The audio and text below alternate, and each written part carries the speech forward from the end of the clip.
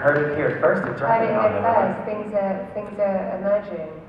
That would be wonderful. There are so few women in the director I role mean, in that film and is, television. you know, it's a perfect example. I mean, it's literally, there's none. Right. There's a few, and it's terrible. You know, so Well, I think you let's have a change voice that would be awesome to show to the world. I hope so. Next question? Hello. Hi. My question is, what was your favorite quote that you said, and what's your favorite quote that one of your co-stars said? Oh God, it was like 12 years ago.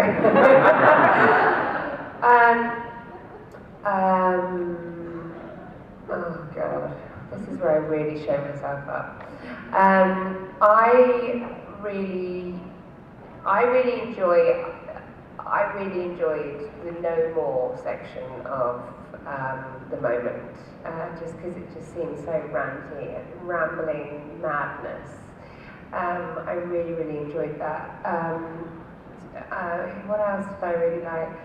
Oh God, I can't remember any of my... Okay, let's go a little bit more recently. What about in the fabulous show Penny Dreadful? Yeah. As either Brona or Lily, was there like a favorite line that you just really felt the most passionate about? I have like a really great monologue that I thought your version of Lily did. Yeah. I don't know if maybe that tied in since that was a bit more recent. Yeah. Something that you Remind me of it.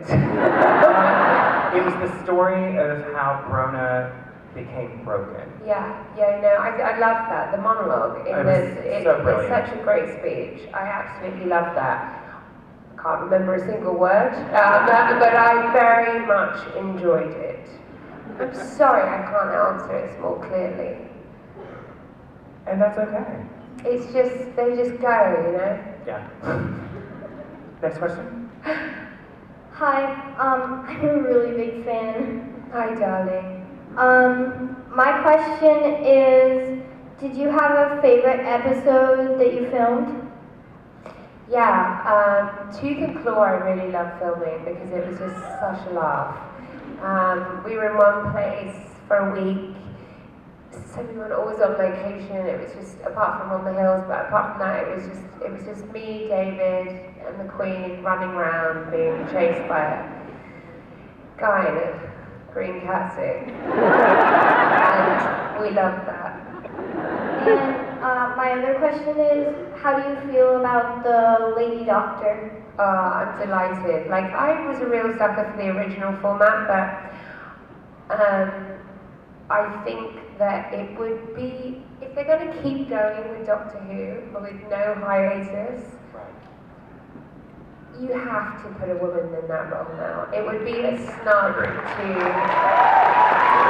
be a major snub, given the world in which we live. You know, it's a very progressive and smart move of the BBC, I think, and I think it's what people want. Right. I don't want to see another guy play that role. Have you had the opportunity to speak with Jodie? Do you know her? No, I do know her, but I haven't spoken to her yet, and my God, that's a big task Right. she's about to take on. She's got a kid as well. Oh my God, it's going to be taxing. Right. I'm looking forward to it. Oh my God, it's going to be great. And what's going to be really good is that, you know, girls are going to have a book smart, savvy, historical role model who isn't dancing around in pants. Do you know what I mean? It's like, when I say pants, I mean knickers or pantyhose, whatever. What do you call them here? Lingerie. Sure. I just think it would be nice to have a modern female role model who isn't, you know, being overtly sexual. I think that would make a nice change. So who knows? She could take a whole different take on it entirely. Although I think we'll be safe on the BBC.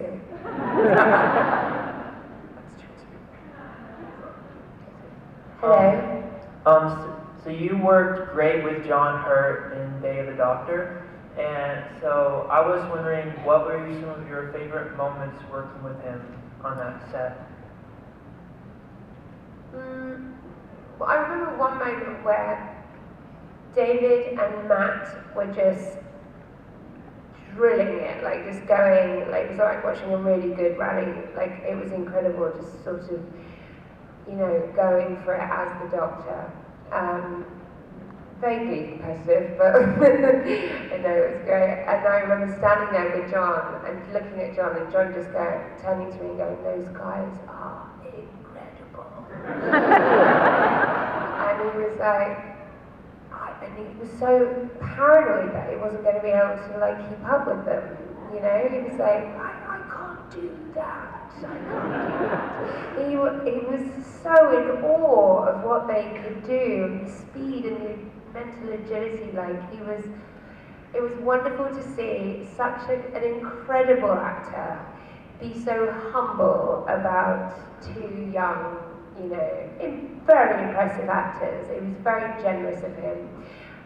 And then I remember, and then offset, I liked having a few glasses of red wine with him, which we did quite a lot. It's just me and him quite often. Red wine, eh? Yes. What's your favorite grape varietal? I like Rioja because it's sort of spicy and strong. It's mine. Good to or know. like I don't know, like a Bordeaux, because that's quite medicinal and heavy in the winter. What about you? South African red blends are my favorite. Ooh, what's that like? So you get a lot of the fruity, juicy notes, but they have the really nice tannic structure to give you like a bold body, so you can drink them with a steak, but it goes down easy. Great! I love that response.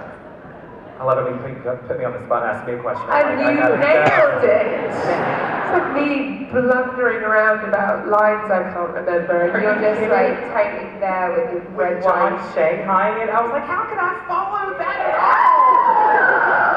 all? You have. You put him to shame.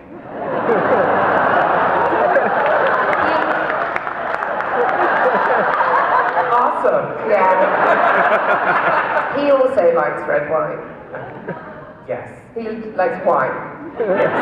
I'm very general. He likes wine. What's our next question? Sorry about that, everyone. Hello. Sorry. My name is Xander. I'm a big fan of Dr. Who, and I think you're awesome. Thank you. So my first question is, what is the funniest thing that's ever happened while you were filming? It's on the bloopers, but it's when, I don't know why it was so funny, but you know when I lose my face in the 50s episode? And David rips that bag off my head, and on the day I just had to have like crosses all over my face, like some possessed, you know, young girl. And every time we whipped that thing off, my hair would be disarray across my face, would be covered in crosses, and he just couldn't stop laughing. And it was 50 takes, at least. It was 50 takes. Because once he starts, even though it's not even funny, really, it's not really that funny, I then go, and then the crew go. So everyone's just trying to keep it together for, you know, what felt like 3 hours. But I think we've all experienced that, where something becomes absurd, not really because it's funny, but because You're tired. Exactly. Yes. Because you're tired or you're hungry or like, you know, whatever. It makes no sense at all, but they're great moments, aren't they? When you're supposed to be behaving. Was there anyone in the front that can't get back to the mics that maybe had a question? Can I take your question, sir?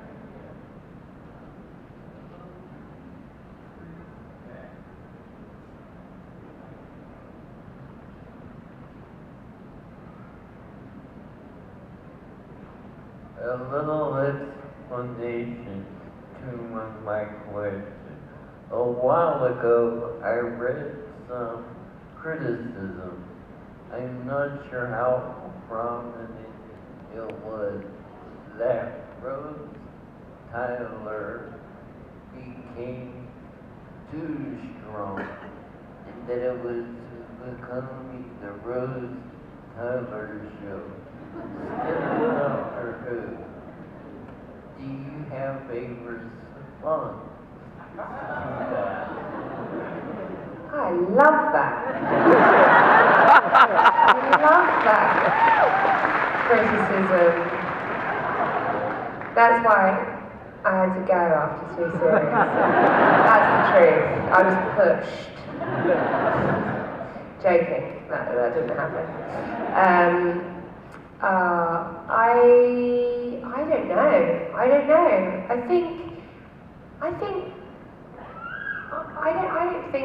don't know. When I was like at the end of episode 2, I just felt like series 2. I just felt like me and Dave were just so solid. Like it was such a great team, you know. And I feel like, you know, his strengths were my weaknesses and vice versa. And we had to be together. We had to sort of, you know, we were joined at the hip, and I think it would have only worked with that dynamic.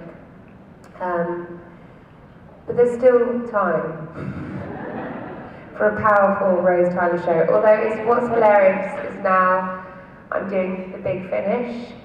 It's so weird being 35 and playing Rose Tyler. I mean, it's hilarious.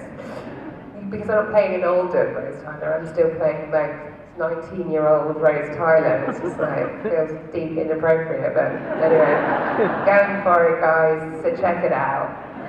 Plot twist, you still look 19 now. Thank you, love it up here. I was just like, yes. I like that.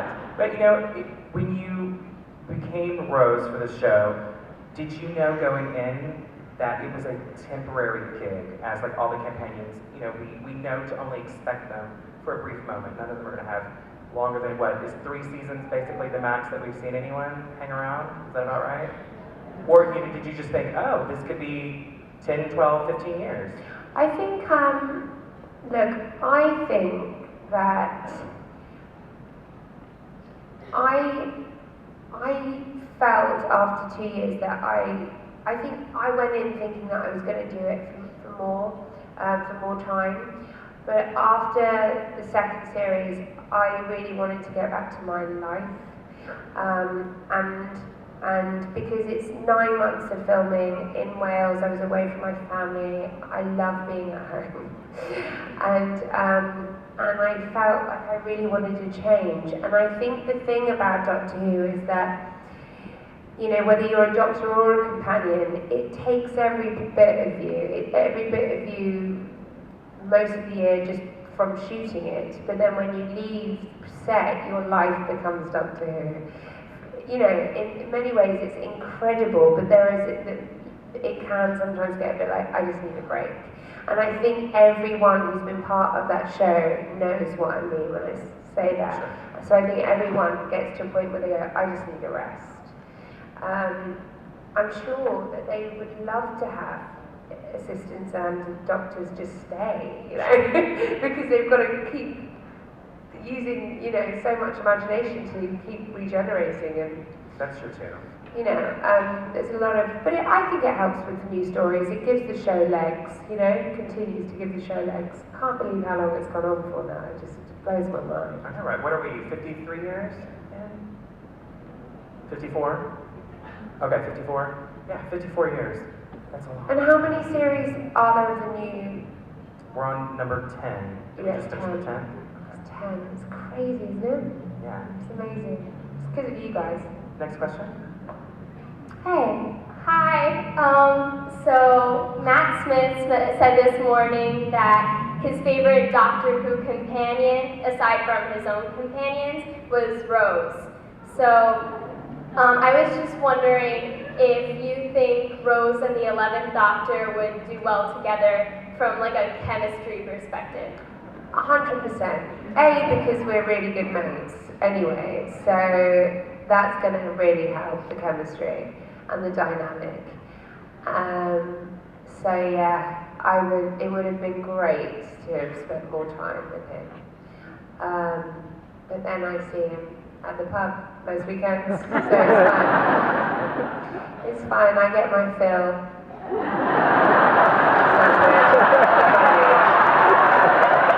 Moving on. Next question? Please, someone stand up. There you go. Hi, Billie. Hello. Rose was my favorite companion. Thank you for Yeah. playing her evolution evolution so beautifully. Thank you. Who are your role models and why? When I was growing up, I loved Madonna. I know it's like I loved her.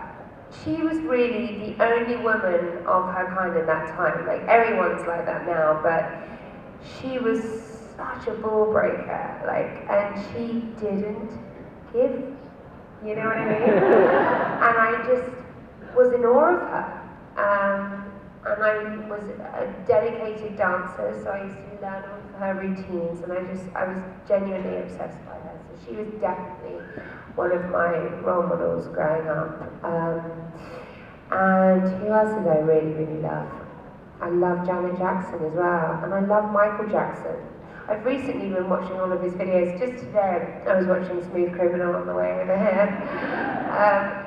I just think, yeah, they made me feel just so jazzed about life, and they made me want to do great things with mine. So they were, a big go-to when I was younger. So how does it feel now that you are a role model to young women? It feels really lovely, and there was a period of time when I was playing Rose that I realised that I'd become a role model to girls, and I felt quite stressed about it because I just thought, oh my god, I want to be so together for these girls.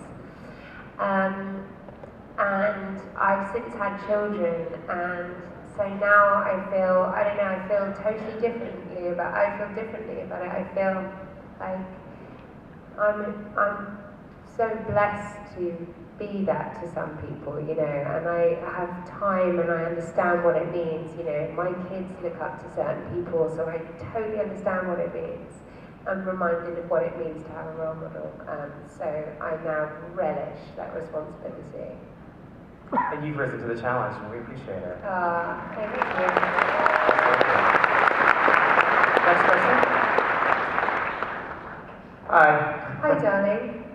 Big fan. I was just curious as to what your hobbies are when you're not acting.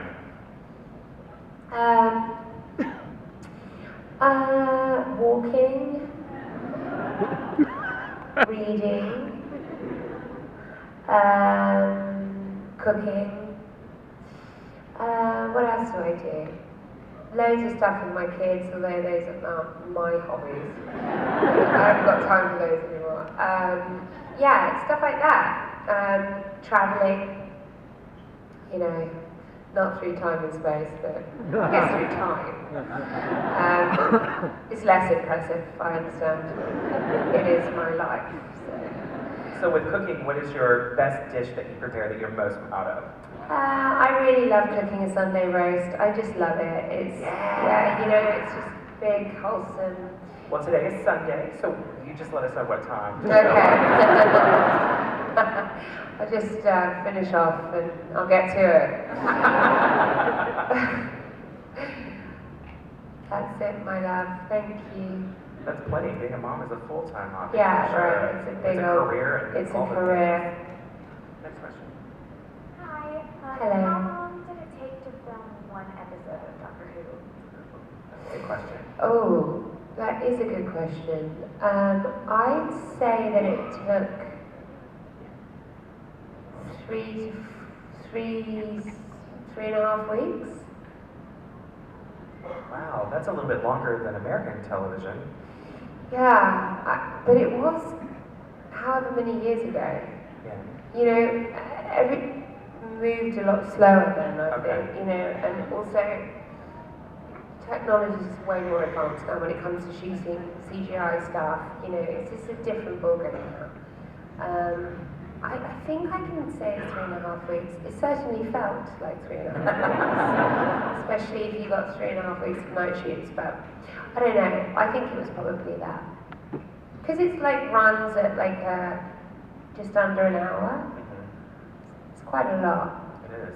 And there's a lot of big sequences, a lot of action. Yeah, it takes its time. That was a good question. A really good question. Can I take someone over here in the front that can't get back there? That can't get back there? Hey, how about you, ma'am?